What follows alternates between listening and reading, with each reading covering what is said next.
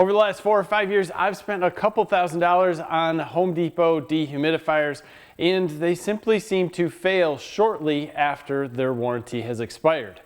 I got sick of this. I moved up to a commercial level unit that's not much more expensive, but in my findings, it was actually less expensive to run and more efficient. I'm going to walk you through what I did.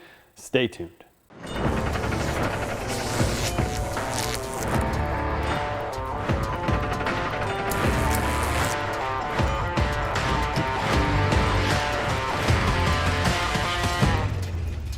After doing a lot of research, I ended up with a SeedMax Eco H70. And even though this unit costs about double what a decent Home Depot brand would, this is a much better, much larger, and actually more efficient unit to run than any of the Home Depot models. And I'll be able to prove that to you in a little bit.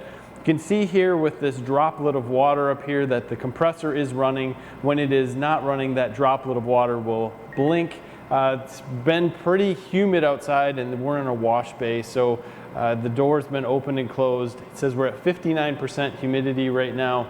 I have 522 hours and 56 minutes on this machine. So I've been doing a ton of testing on this, and I think I'll be able to prove to you why this is going to be a good machine. Let me back off and show you the whole unit. So first, this is a larger unit that's really meant to be moved around. It's built a lot better. It's got a steel frame on the inside and larger tires on the back. If we look up front, we do have a canister here that will hold water, and it does communicate as to when it is full, if it's going to turn itself off. It also has a hose that we can go out and do a permanent removal. You can get a pump for these if you're going to pump the water longer distance. That is an option. There's a filter that is up front and it's easily cleaned. It's something that you just wipe off. And the fan coming out this side is very significant. When you are looking at a normal unit from Home Depot, they barely move any air. This one moves a very, very significant amount of air. And I've actually found that this unit is quieter also than what you would find from a normal Frigidaire. So I know it's no fun watching a dehumidifier work, so I'm going to let you look at my test results and some of the specifications while we're going over them. My testing of this unit is at 69 degrees and 51% humidity. Flat out, the reason for that is because that is where it's going to work in the basement or in our shop. A lot of these units don't work well when they get down to 40% humidity, and I need something that's going to work decent in that range. So to start out, I was able to take out 30 pints in 24 hours in this temperature range. At the end, I was down to 40% humidity once the test was done. 84 watts running on the SeedMax just with the fan, and you can see that fan is pushing a lot of air, so that's nice to have because the air is always moving around the basement. I had no need for a secondary fan. 526 watts while it's running. So in my shortened test, I used 2,104 watts and ended up with 210 watts per cup of water.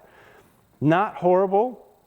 It was something I looked at and said, well, what's a smaller unit going to do? So my Frigidaire, I ended up doing 23.4 pints in 24 hours. You can see there's not a huge difference there, 7 pints. It's fairly significant, but the numbers don't make it feel like it.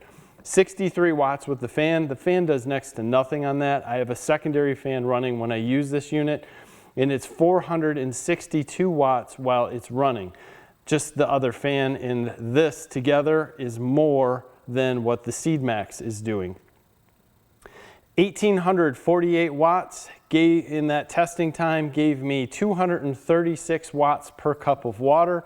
So I'm actually using more watts per cup of water, not including the fan, the other fan that I'm running. So I'm actually spending more money using a less efficient Frigidaire model than I am the SeedMax. Now when we look at the SeedMax's technical specs, you can see that we are looking at 90 degrees, 90% humidity in 24 hours.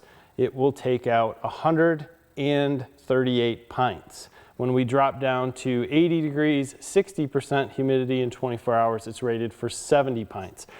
In my opinion, there is no basement that is going to run at that. Now my shop in the summertime might, because I like it cooler than that, but at the same point, a lot of these are rated in areas that not many of these dehumidifiers are gonna run in. So I'm from Michigan, and I'm not from Florida or Georgia. So somebody in Florida or Georgia might run under that 80 degrees or even 90 degrees with the higher humidity levels and see better efficiency with some of these models.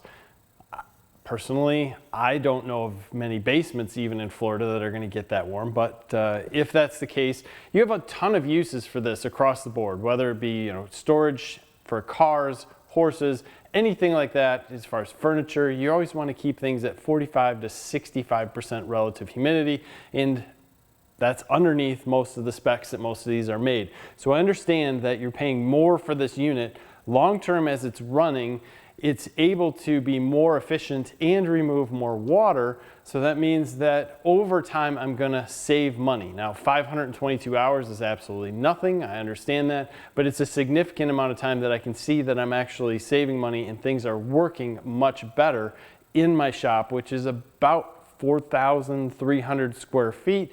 So I'm keeping things here a lot more dry per se, and I'm not having to use a secondary fan as often. Now, if I get a big rainstorm and get some water through the doors or things are happening, I will turn on a fan, or if we have a lot of things going on in the wash bay, I'll turn on a fan there to help move some air to get the evaporation going. But at the same point, that fan is much better.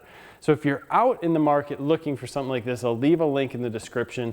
And if you have better options, I'm always interested in learning more and having you guys post that down in the comments. Or if you think this is just simply too much to spend, I'm also interested in that also.